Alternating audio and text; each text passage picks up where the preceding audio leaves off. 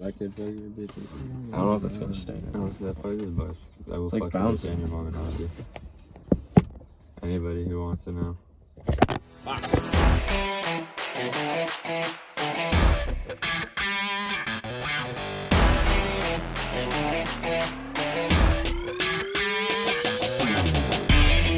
Welcome back to the Rogue Sports Podcast. Today we will be discussing Julio Jones trade rumors, the NBA playoffs, and looking into the latest drama around the MLB. All right, first topic of the day, we got the NFL trade rumors circling the Pats, which is basically just Julio Jones.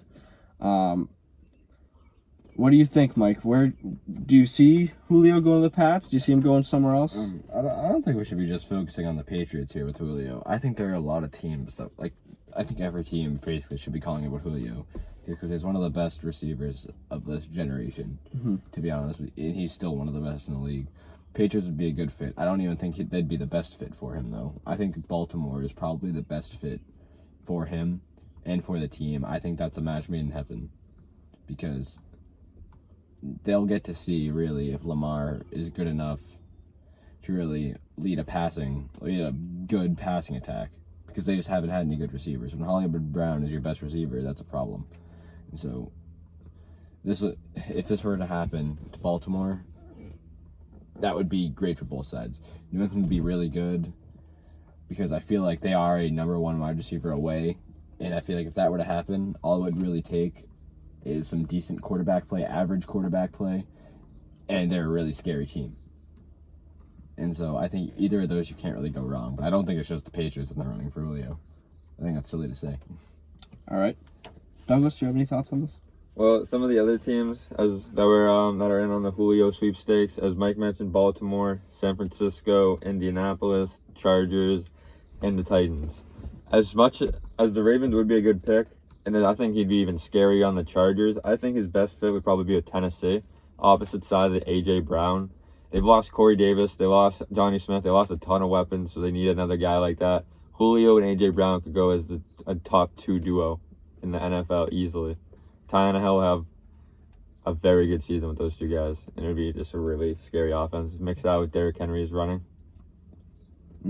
Unstoppable. Correct. I don't really have much to say. You guys pretty much covered it. I mean, I guess I'll just all the throw teams you in could go to. the next best team. I have number 3, right behind the Pats and Baltimore, is probably Indy, because they have a lot of good receivers, but they don't have one great receiver. True. You know, Pittman has potential. Michael Pittman. Washed. Yeah, T.Y. Hilton was They also have a really good kicker, too. The rocket ship. The rocket ship. Hot rod. I heard they signed another kicker. I heard. And What? I was very sad. They I don't signed know. I another saw that. kicker? I forget who. Well, somebody has to hold Rodrigo's. What a waste of a... Jockstraps. That's true. What a waste of a sign.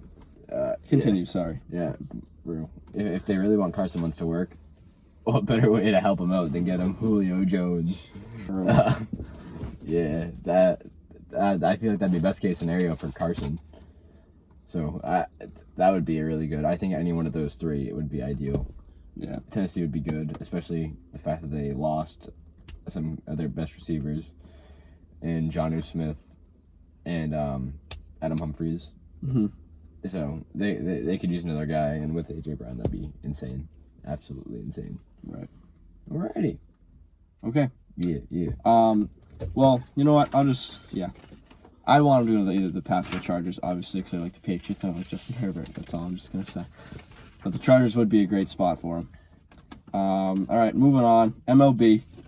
Your boy's stepping out again. I do this every episode, but you should be used to it by now. All right. Topic 1. We got drama surrounding the Chicago White Sox. 1 minute. I'll break it down for you. So basically, Yermin Mercedes is a 28-year-old rookie for the White Sox. He was part of a blowout win for the White Sox over the Twins, where the Twins had a position player pitching. The position player went 3-0 on Mercedes, and on the 3-0 pitch, Mercedes swung and hit a bomb of a home run, which angered a lot of people for some reason. There's just drama between him, Tony La Russa, the manager for the White Sox, and really the rest of the White Sox team, who's defending Mercedes and going against La Russa. What do you think about this, Mike? A lot's been said about baseball's unwritten rules, but I think bottom line, they're there out of respect. Respect for your opponents, respect for the other team. As much as I think players should be able to do their own thing and all that, I think something has to come into it. Like, you're up 15-4 at the time when that home run was hit. The Twins had given up. They put La Tortuga on the mound, for God's sake. He was throwing 47 miles per hour. They had given up. They had waved the white flag. I think, as much as I think players should be empowered to create their own brand, just be charismatic out there in the field, I feel like a line has to be drawn in the sand. And Tony La Russa is of that older generation where it definitely applied more than it does today. And he had a quote which standed out to me. And I guess I'll just say that here. With that kind of a lead, that's just sportsmanship, or respect for the game, or respect for your opponent. And I think when you're winning by that much, and they had given up, you shouldn't be loading up on a 3-0 count. That's just, it's disrespectful. I understand why. As fun as it is to just know you're getting a lob down the middle and just hit a bomb, I think there has to be some mercy involved there. Well, I mean, it's not like he's showboating. It's not like he's bat flipping. He's not running around the bases, showing everybody up. He's still trying his hardest. I mean, I think that's an ultimate respect to try your hardest no matter what in the game. For another team, like, not just give up and just let them feel bad for them. I feel like the White Sox coaching staff made a bigger deal of it than the actual Twins did. And I mean, at the end of the day, stats are stats. You're not gonna, and when a contract time talks come up, you're not gonna get extra cash for being a good guy. You're gonna get extra cash for getting an extra home run and extra RBI. I mean, so at the end of the day, I don't see anything wrong with it. And I think the unwritten rules in baseball are probably the worst thing ever. And I think they need to go away, even though they're not really there. Tony La Russa was very mad about it, but you have to remember, Tyler Duffy also threw at Mercedes the next day and got suspended for 3 games, which is appealing. Yeah. But he got Mercedes still got thrown at by the Twins, so if you don't think there's any hard feelings on the Twins, that's definitely wrong, because I tried to hit him. I mean, yeah, they might have been a little mad, but I feel like there's more drama coming out of the White Sox, and I feel like there's more bad blood and more tearing apart the team out of Chicago than there is in Minnesota. Who I feel like I don't even think their manager said anything about it. Nah. And Tony La Russa had a lot of things to say about his team after. Tony La Russa's an old head, man. He's all about that respect. He's all about that old game, that the game was built on sportsmanship and respect, and the values that the game was based on. That's what Tony La Russa is about, and that's what he wants his team to be about. But the way he's confronting his players, I don't think it's gonna work. Cause he's an old head. He's a Hall of Fame manager, but he's managing one of the youngest teams in the league. So I don't know if that's necessarily gonna gel well together. Yeah. And I don't know if he's gonna be there towards the end of the season after all this. I agree. From the beginning, this seemed like a very odd fit. The White Sox are a young, up-and-coming powerhouse, and then they hired Tony La Russa as a manager. From the beginning, that was a head-scratcher, man. That never made much sense. Yeah. Yeah. I guess moving on from that topic. So a few weeks ago, we had a discussion about no-hitters, and if that was a problem, and all that. That problem is not going away at all. It's getting worse. Who had no hitters? It was Corey Kluber and who? Spencer Turnbull for the Tigers. Who is that? They did it in back-to-back days too. The funny thing is that when Turnbull no-hit the Mariners and Kluber no-hit the Rangers, that was the second time those two teams have gotten no-hit this season. So it's a rough go for those teams.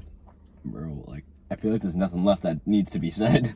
We've already said so much. Like, bro, like, pitchers are so far ahead of batters, but at the same time, these guys aren't even, like, aces. Yeah. Corey Kluber is washed. He's still good, but he's nowhere near where he once was. How does this happen? Like, bro. Nothing's gonna change until they move back the mound. And you do that to give the hitters a chance. You'd rather see them move back the mound than limit bullpen guys? Yeah, because I don't know having a big bullpen is not going to matter when your starters no hitting a team. You're not going to bring in the bullpen. We got into this a few weeks ago. It's all connected. Yeah. It's all connected. I don't feel like going into it all over again. Because we already went through this. It was an exhausting debate, I gotta say. Go back and watch the clips of that from a few weeks ago, episode 8. That was a fun one. You can see that all there. Man, yeah. No-hitters are losing their novelty, though. Like, when you used to see a no-hitter, you used to get all excited because, like, they were rare. Yeah. Now it's like, oh, another day, another no-hitter. You know? Like, it's not the same. All right, do we want to just keep going? I got nothing else to add. Yeah, we're good. Figured. All right, NBA time. Jace is back. All right. Hey. We're gonna recap the play-in tournament. On the East, the Celtics got the 7th seed, and the Wizards got the 8th seed. In the West, the Lakers, surprise, surprise, got the 7th seed, and actually a big surprise, Memphis. I thought the Warriors would get it, but Memphis got the 8th seed. The Warriors had 2 heartbreaking losses. I think that it would have been really nice to see Steph Curry go in a 7-game series, especially the way he's been playing at like this MVP level. Will he get the MVP? I don't know, but I want him to. The Celtics did what they had to. They won their first game. The Wizards, who did they beat? They beat the Pacers. The Pacers, yeah. Who beat Charlotte in the first round? Yep. Charlotte didn't come to play in their first game against the Pacers. That was embarrassing. That was pretty bad. For a team full of young talent, you'd think they'd be a little more hungry, but they just kind of came out flat and just not ready to play at all. They got punched in the mouth, got beat up. Yeah. And then I just wasn't expecting it, man. The Pacers and Charlotte, I feel like, are very similarly like good teams. And it was just kind of sad to see when such a good young team like Charlotte just came out so flat. And then Russ came out and gave it to the Pacers. Oh yeah. He willed them to the win in the second game. That was so much fun to watch. The East, the playing games were so like they were so lopsided. They were blowouts, and then the West has had 4 great games. Yeah. I actually thought that the Lakers Warriors game was a really good one. That was one of the best games of the year. I love that game. LeBron showed his playoff ability. I saw 3 rims, so I just shot for the middle one. Shut My up. ass, dude. Shut up. My ass. Oh, also, while we're on the subject of LeBron and him being a bitch, Oh boy, here we go. can we please talk about how he violated protocols, but the league is just deciding not to hold him out for 10 days like they're supposed to when players violate protocols? I mean, somebody's got to tell the league prior to contrary belief, LeBron's not actually the king of the NBA, and you can't suspend him or take him away for. I understand he kind of controls all your ratings, but like, bro, you gotta have some precedent for your rules. Exactly. Like all the other guys are gonna be like, "What the fuck? Why? Like, why does he get special treatment?" Like, even if you're the best player in the league, you shouldn't be getting special treatment for like safety. Rules are protocols. rules for a reason. Yeah. Like, they're there for a reason. He broke them, probably knowingly. Yeah. He knew what he was doing. You could say he jeopardized the safety and the health of the players around him. Seriously. Selfish move, King. Like, Because he wanted to hang with Drake. I thought it was like it was an endorsement, dude, right? For Was it? tequila. yeah, Was it really? Yeah, it was tequila. Like, I think if players are vaxxed, they should be able to do whatever they want. Mm-hmm. But the league has rules. Right. So, like, I think if it applies to one person, it needs to apply to everyone. Mm-hmm. But everyone else, even though they're vaxxed, they still have to sit out 10 games if they violate protocols. Because protocols are there. There are separate protocols for people who are vaxxed. So even though you are vaxxed, you still have to follow those rules. And LeBron didn't. And they're just letting him go. Because I know if they hold him out for a few games, one, the Lakers will be bad. Well, probably They this is can't Drop have ratings. LeBron won't play. Plummet ratings. Like, this is just so annoying, man. If I were Phoenix, I'd be causing a hissy fit about this. Yeah. Like, I would actually bring it to the league office and say, why is this guy not being punished for this? Because it's absurd. It's terrible from Adam Silver. Stupid. You gotta grow a pair and make the call. All right. Do we want to get into our predictions for the first round? Yeah. All right. I guess I'll go first. For the first game of the East, we got Philly and the Wizards. I have Philly in 5. I see the Wizards maybe winning one game. I don't really see them winning any more than that. Enough said there. Number 2, I'll just run through this pretty quickly because you guys have to get to yours. Number 2, I have the Nets versus the Celtics. The first game last night, the Nets won. After what I saw, I only see the Celtics maybe winning one also. I just don't think that they could hold a lead for the whole game or sustain a doable comeback. 3, it's the Heat and the Bucks. I have the Bucks in 6. Bucks won. The Heat did put up a really good fight in that last game.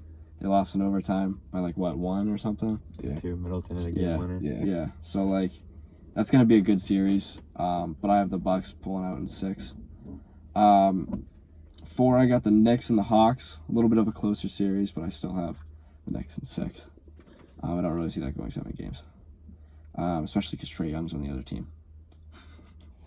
Mike. Fuck Trae Young. Trae Young gonna get him. All right, now I'm gonna just go on the West real quick. Utah and Memphis. I have Utah in 6.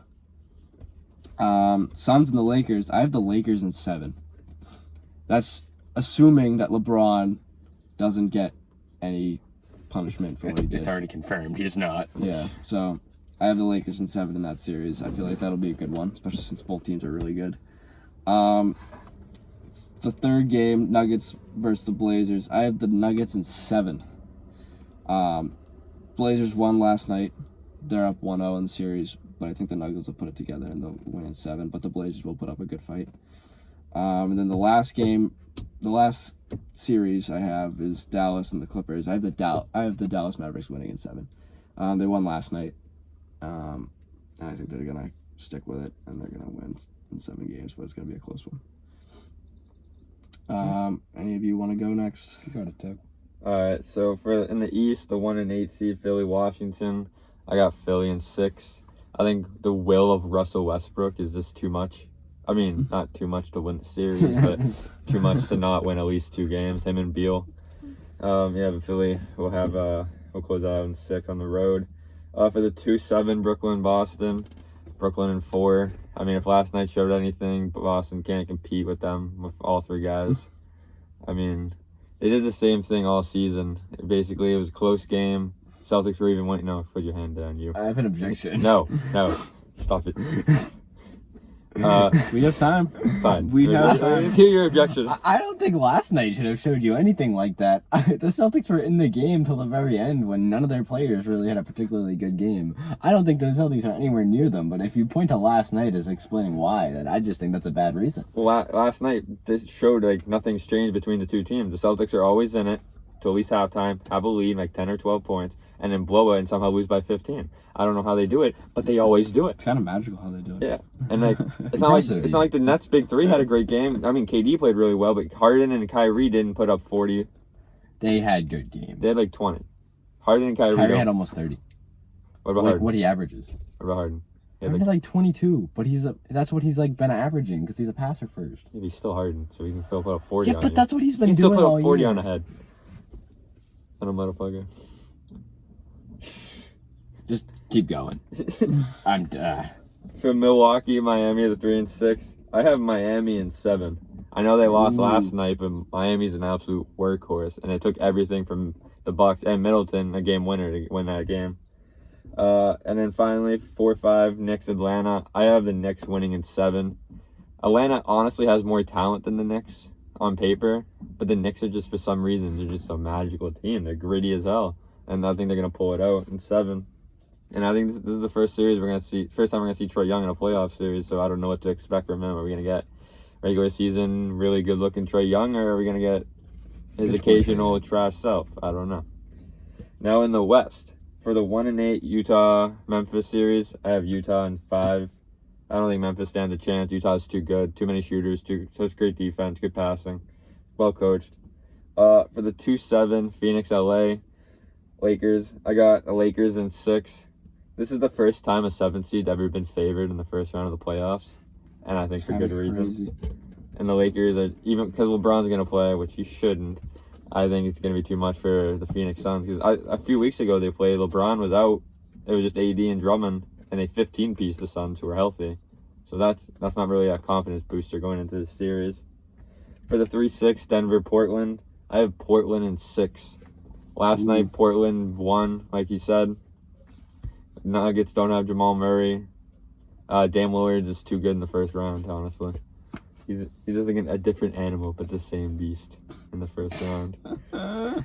But Shut up. But What does that mean, Kobe Bryant? and then 4-5, Clippers Mavericks. Dallas won last night, like you said, but I got to go Clippers in 6 because Clippers are just too talented, and Luka is the only thing going for the Mavericks. And I don't think it's gonna be able to last Kawhi, Paul George, and the rest of the crew for the Clippers. That's all from me. Very good, Doug. All right. So, for the Sixers-Wizards series, I have the Sixers winning in 6. I could see this going 7, to be honest with you, just because of the way the Wizards play the Sixers, but I think the Sixers will win in the end. The Wizards have played the 76ers tough all year. Russ has kind of beat up on them, not gonna lie. So that'll be a fun series to watch, but I don't see Philly losing that. Nets Celtics, I have Nets in 5. From what the Celtics showed yesterday, I think they can win 1 game. Maybe 2, but probably not. Probably 1 game. I have them in 5. Bucks Miami, I have Bucks in 6. Every game is going to be close. That's just the nature of this Miami team. It's going to come down to the wire. But at the end of the day, I just think the Bucks have more guys who can do it. Oof. It's a close. They're very similar teams in their makeup too. But Miami doesn't have Giannis, and I just think that's what it comes down to. Knicks and Hawks. I have Knicks in 6. I just don't buy this Atlanta team one bit. I'm going to be perfectly honest with you. I think put any team in the East against Atlanta, and I would probably take any other team. I love the West. Yeah, the West. I don't go East, I go West. The weak East. Yeah, but True. yeah, I would take any team in this playoff bracket over Atlanta, honestly. Like, I just don't buy them one bit. I just don't buy it. It's simple as that. Then moving on to the Western Conference, Phoenix Lakers. I have Phoenix in 7. You can call it an upset if you want, but they are the 2 seed. And they're not favorites, right? Yeah, well, like, I just like this Phoenix team a lot. Maybe wishful thinking, but like, from the Lakers didn't look too good in the play-in tournament. You could say they got lucky with that win. I'm not saying the LeBron shot was luck, because anyone who says it's luck is kind of just in denial, because that was a good shot. But I think they played bad all game. I don't think they can afford to do that against a Phoenix. So I think they win in 7. Clippers, Dallas. I have Clippers in 7. It's going to be a very good series. Dallas just won game 1. Luka's going to be tough to overcome. I just don't want the Clippers to be embarrassed in the playoffs again. I'm going to be honest with you. Because I really like Paul George. And I really like their team as a whole. But, they've gotten embarrassed the last few years.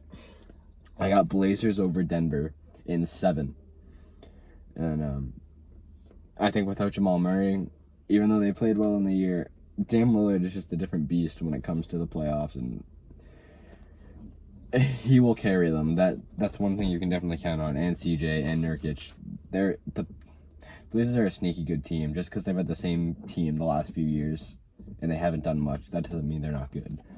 So yeah, I got Blazers in 7, Utah over Memphis in 5.